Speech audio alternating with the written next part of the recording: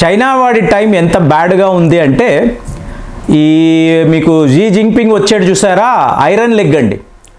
ఇతను ఏ పని చేసినా ఎక్కడ ఏం చేసినా ఫైనల్గా చైనా ఇరుక్కుపోతుంది. సంబంధం లేని వ్యవహారాల్లో కూడా వీళ్లకు చావు దెబ్బ తగులుతుంది అనడానికి ఎన్నో ఉదాహరణలు. ఇప్పుడు వీడేం చేశాడు ఈ జింగ్పింగ్, ఇంకొక ఇనప పాదం పాకిస్తాన్ వాళ్ళతో కలిసి belt and road initiative 60 billion American dollars ఖర్చు పెట్టబోతున్నాను, యావత్తు ప్రపంచాన్ని చైనాతో కలిపేస్తాను. సో ఇది వీడి ప్రాజెక్ట్. సో ఈ ప్రాజెక్ట్ గురించి ఎన్నో వీడియోస్లో మాట్లాడాం. ఇవాళ తాజా వార్త ఏమిటి అంటే డొనాల్డ్ ట్రంప్ గారు రావడం అంటే ఎలక్షన్ క్యాంపెయిన్లో కూడా ఇంకా మీకు ఈ విక్టరీ పెరేడ్ ఉంటుంది, మీకు ఒక ఫంక్షన్లా చేస్తారు. అందులో కూడా ఆయన ఒక ముఖ్యమైన విషయం మాట్లాడాడు. ఏమిటి అంటే ఈ పనామా కెనాల్ అంటే పనామా అనబడే దేశానికి మేము ఒక కెనాల్ని బహుమతిగా ఇచ్చాము. సో ఇచ్చినప్పుడు వాళ్ళు కదా ఈ కెనాల్ని కంట్రోల్ చెయ్యాలి. వీళ్ళు చైనాకు ఎందుకు ఇచ్చారు? మేము ఇచ్చింది పనామాకు, వాళ్ళు తీసుకువెళ్ళి చైనా వాడికి ఇచ్చారు, దీన్ని నేను చూస్తూ ఊరుకుంటానా? సమస్యే లేదు అని అన్నాడు. సో అనడము కాదు, 10 రోజుల్లో మీరు చూడండి, మీకు అమెరికా యొక్క secretary of state Marco Rubio అంటారు, ఈయన ఇవాళ పనామా అనబడే దేశంలో ఉన్నారు. చూడండి యాక్షన్ ఎంత ఫాస్ట్గా ఉంది అంటే, వెళ్ళిన ఆయన మా బాస్ చెప్తున్నారు పనామా కెనాల్ అనేది మీది, మీరు కంట్రోల్ చేసి ఉండాలి, మీరు చెయ్యలేదు కాబట్టి ఇవాళ మేము వెనక్కి తీసుకుంటున్నాము. నెక్స్ట్ టైం నేను వచ్చేటప్పుడు చైనాకు సంబంధించిన వాళ్ళు ఎవ్వరూ అక్కడ ఉండకూడదు, చైనా వాడు కనిపిస్తే ఒక మేజర్ యాక్షన్ అనేది మేము తీసుకుంటాం, తర్వాత నీ ఇష్టము. ఫస్ట్ ఏమో పనామా వాడు ఏం చేస్తారండి, డొనాల్డ్ ట్రంప్ గారంటే మాకు భయమా, ఆల్రెడీ చైనాకు మేము 25 ఏళ్ల కాంట్రాక్ట్ ఇచ్చున్నాము, కన్సెషన్ రేట్స్లో ఇచ్చాము, వాళ్ళే మా పోర్ట్లంతా మేనేజ్ చేస్తున్నారు, ఇవాళ సడన్గా తిరిగి ఇచ్చేయి అంటే ఇచ్చేస్తామా? సమస్యే లేదు అన్నాడు. వెంటనే డొనాల్డ్ ట్రంప్ తన స్టైల్లో అయితే మిలిటరీ యాక్షన్కి సిద్ధముగా ఉండు, నిన్నైతే నేను విడిచిపెట్టను, పనామా కెనాల్ మాది, మాకు అప్పజెప్పు, తరువాత నీ ఇష్టము, చాలా పెద్ద ఒక యాక్షన్ ఉండబోతుంది. సో ఈ భయం ఉంది చూసారా, ఆలోచించాడు. అమెరికాతో పెట్టుకొని మనం సాధించేది ఏంటి? ఏమీ చెయ్యలేం.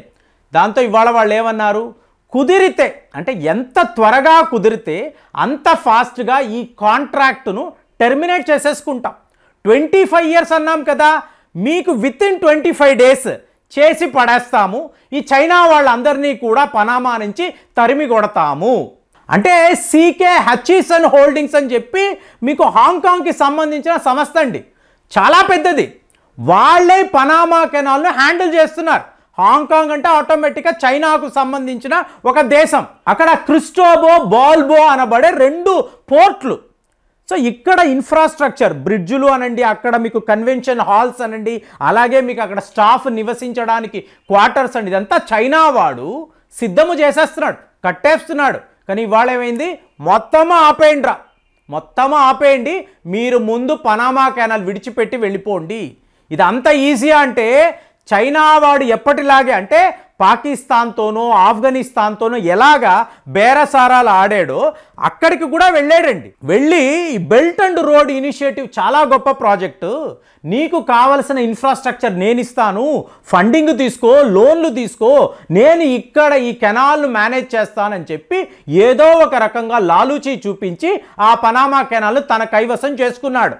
సో ఇవాళ వెళ్ళిపోమంటే చైనా వాడు ఒప్పుకుంటాడా అంటే, మీకు అమెరికా వాళ్ళు క్లియర్గా ఒక్కసారి చరిత్రను చూడరా, ఫ్రాన్స్ వాళ్ళు మొదలుపెట్టారు, ఈ కెనాల్ నిర్మాణాన్ని మొదలుపెట్టారు, డబ్బు లేక వాళ్ళు విడిచిపెట్టారు.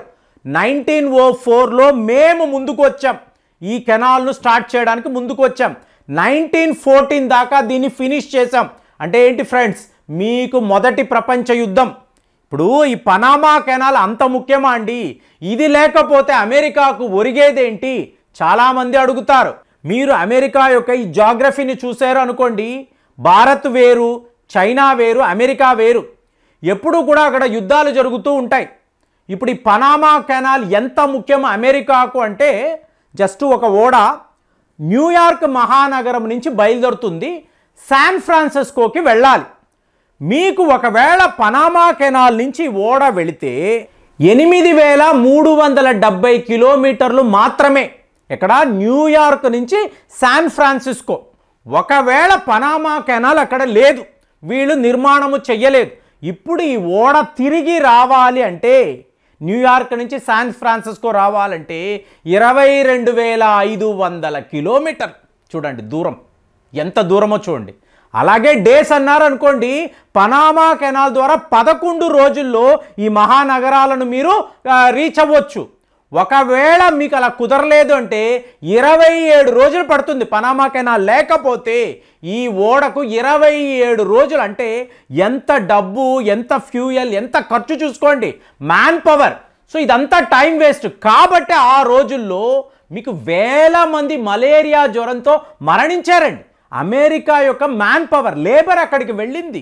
ఆ కొండల్లో, గుట్టల్లో, మీకు అడవుల్లో నివసిస్తూ దోమల కాటుకు గురయ్యి మరణించిన వాళ్ళు వేల సంఖ్యలో ఉన్నారు. అయినా కూడా ఎందుకు చేశారు?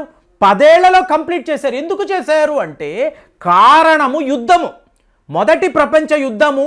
అమెరికా ఇందులో పాలు పంచుకోబోతుంది.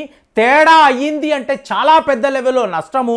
కాబట్టి మన ఓడలు, వార్షిప్స్ ఇమీడియట్గా ఒక పాయింట్ నుంచి ఇంకొక పాయింట్కి వెళ్ళాలి అంటే ఖచ్చితంగా పనామా కెనాల్ ఉండాలని భావించి వీళ్ళు అంత గొప్ప నిర్మాణాన్ని చేశారు.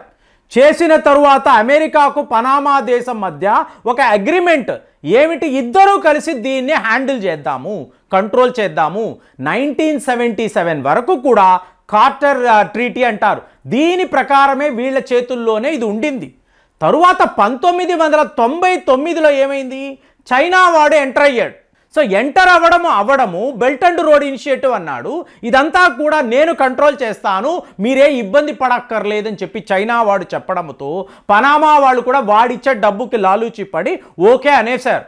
సో ఇంతవరకు ఎవరు పట్టించుకోలేదు. ఎంతోమంది వచ్చారు, ఎవరు పట్టించుకోలేదు. జో బైడెన్ కూడా ఏముందిలే అనుకున్నాడు. కానీ డొనాల్డ్ ట్రంప్ ఎంత సీరియస్గా ఉన్నాడు అంటే అమెరికాకు సంబంధించిన ఆస్తులు అమెరికావే, వేరే ఎవడు కూడా దాని మీద పెత్తనము చెలాయించకూడదు, ముఖ్యంగా చైనాను మనం రానివ్వకూడదని చెప్పి ముందు పనామా గవర్నమెంట్తో మాట్లాడి వాళ్ళను పంపించేయి.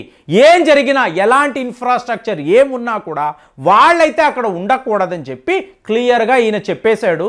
కాబట్టి ఇవాళ పనామా గవర్నమెంట్ కూడా, వాళ్ళ అధ్యక్షుడు కూడా ములీనో అంటారు, ఈయన కూడా యాజ్ ఎర్లీ యాజ్ పాసిబుల్ ఈ కాంట్రాక్ట్ నేను క్యాన్సిల్ చేస్తాను, టెర్మినేట్ చేస్తాను, సో మీకు మొత్తము పనామా కెనాల్ని అప్పచెప్పేస్తానంటే 40% ఓడలు, కార్గో షిప్స్ అమెరికాకు వెళ్ళేవి పనామా కెనాల్ గుండానే వెళ్ళాలి. కాబట్టి ఇది అమెరికాకు చాలా చాలా ముఖ్యము.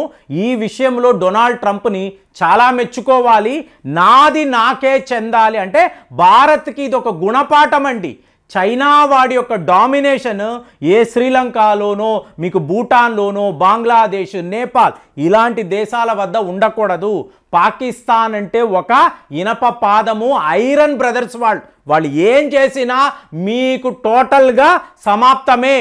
అది ఏది కూడా ముందుకు వెళ్ళదు. వాళ్ళ ప్రాజెక్టులంతా కూడా ఫెయిల్డ్ ప్రాజెక్ట్స్. కాబట్టి వాళ్ళను మనం పట్టించుకోకర్లేదు. కానీ భారత్ తన నైబర్హుడ్లో చైనా వాడి యొక్క డామినేషన్ని ఒప్పుకోకూడదు. మీకు డొనాల్డ్ ట్రంప్ అమెరికాని చూసి ఖచ్చితంగా మనం ఇది నేర్చుకోవాలి. ఎక్కడా కూడా అతను కాంప్రమైజ్ అవ్వడం లేదు. సో అలాంటి ఒక స్ట్రిక్ట్ యాక్షన్ మనం చైనా పైన, మన నైబర్హుడ్లో ఉండే దేశాలపైన తీసుకుంటామా? ఇక్కడ ఆసియా ఖండంలో మనదే పై చెయ్యని పదే పదే మనం ప్రూవ్ చేయాలి. ఈ చిన్న చితక దేశాలకు కూడా చెప్పాలి.